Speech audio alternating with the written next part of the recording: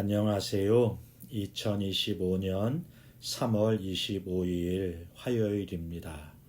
오늘 함께 묵상하실 말씀은 누가복음 15장 1절부터 10절까지의 말씀이고요.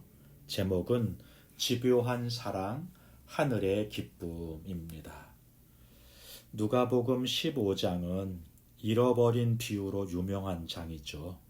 이 비유는 세리와 죄인들과 어울리시는 예수님에 대해서 시기하는 바리새인들과 서기관들을 보고 하신 말씀입니다.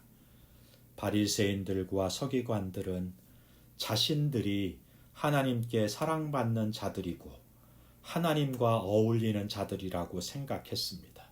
왜냐하면 하나님은 죄인들을 벌하시고 자신들과 같은 거룩하고 의로운 자들과 어울리는 분이라고 생각했던 것입니다. 예수님께서는 이런 생각에 충격적인 말씀을 던지세요. 내가 온 것은 의인을 부르러 온 것이 아니라 죄인을 불러 회개시키러 왔다 말씀하시는 것이죠. 바리새인들이나 서기관들이 받아들일 수 없는 충격적인 도전입니다. 이렇게 우리 주님은 우리 생각에 충격을 주시는 경우가 있어요.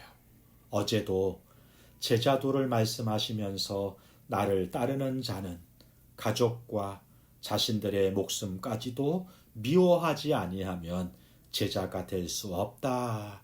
이렇게 말씀하셨잖아요. 제자란 단순한 이익이나 영화를 얻기 위해서 직장을 선택하는 것과 같지 않다는 것입니다. 이 직장이 마음에 안 들면 저 직장으로 옮기면 되고 이 교회가 마음에 안 들면 다른 교회로 옮기면 되는 것이 아닌가. 이런 게 아니라는 거예요. 제자가 된다는 것은 인생을 바꾸는 중요한 결단이고 가치관, 세계관을 바꾸는 중요한 선택이라는 것을 강조하시는 말씀입니다. 본문을 함께 보죠. 예수님께서는 바리새인들과 서기관들의 인식을 바꾸시기 위해서 세 가지 비유로 말씀해 주십니다. 오늘 본문에는 두 가지 비유를 다루세요. 잃어버린 양 비유와 잃어버린 드라크마 비유입니다. 양 한 마리를 잃어버린 목자나 은전 하나를 잃어버린 여인이 잃어버린 것을 찾는데요. 찾을 때까지 찾는다는 거예요. 목자가 그래도 나는 99마리가 있으니 한 마리는 포기할 수 있다. 이렇게 생각하지 않는다는 거예요. 당시 유대인들은 세리 한 명쯤은 없어도 된다고 생각했습니다. 이방인들 한 명쯤은 자신들을 위해서 희생시켜도 괜찮다고 생각했어요. 그런데 우리 주님은 달랐습니다.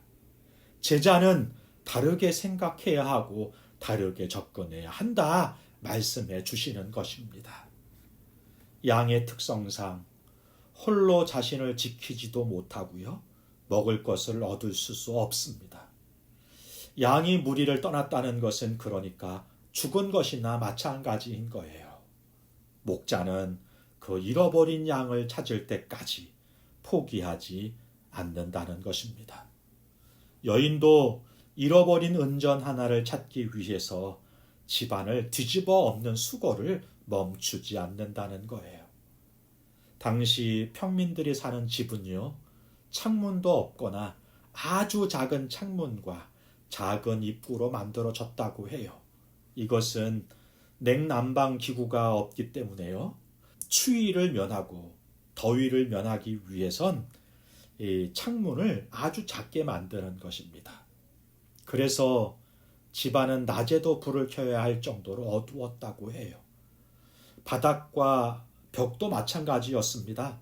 길가에 그냥 있는 평평한 돌을 가져다가 만들었기 때문에 바닥이 중간중간 틈이 많았다고 합니다. 그 바닥에 양탄자를 깔지 못하죠. 들풀을 깔고 사는 이들이 태반이었다는 거예요. 이런 상태에서 작은 은전 하나를 찾는다는 것은 쉽지 않은 일이었습니다. 그러나 여인은 포기하지 않는 것입니다. 우리 주님도 이렇게 잃어버린 영혼을 찾기 위해서 하늘 보좌를 내려놓고 이 땅에 오셨고요. 재한이 많고 고통스러운 육신의 몸을 입고 오셨어요. 잃어버린 영혼을 찾아다니시는 거예요, 지금. 그리고 십자가에 못 박혀 죽으셨습니다. 끈질기고 집요한 사랑이에요. 제자란 이런 주님의 마음과 삶을 닮아 사는 것입니다.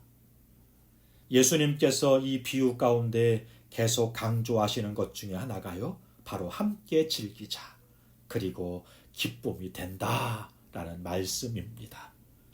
잃어버린 양을 찾으니 그 벗과 이웃을 불러 모아서 나와 함께 즐기자 하고 그 한 사람이 회개한 것이 기쁨이 된다 말씀하십니다. 잃어버린 양을 찾고 잃어버린 은전 하나를 찾은 기쁨에 그보다 더 큰 값을 지불하고 잔치를 하는 것입니다. 그만큼 기쁜 일이 되기 때문인 거죠. 이것이 동네 잔치가 되는 것처럼 하늘나라에서도 죄인 한 사람의 회개가 이렇게 큰 기쁨이 된다 말씀하시는 것입니다. 이것이 제자가 살아가는 길이고 교회 공동체가 함께 기뻐해야 할 일이라는 말씀인 거예요.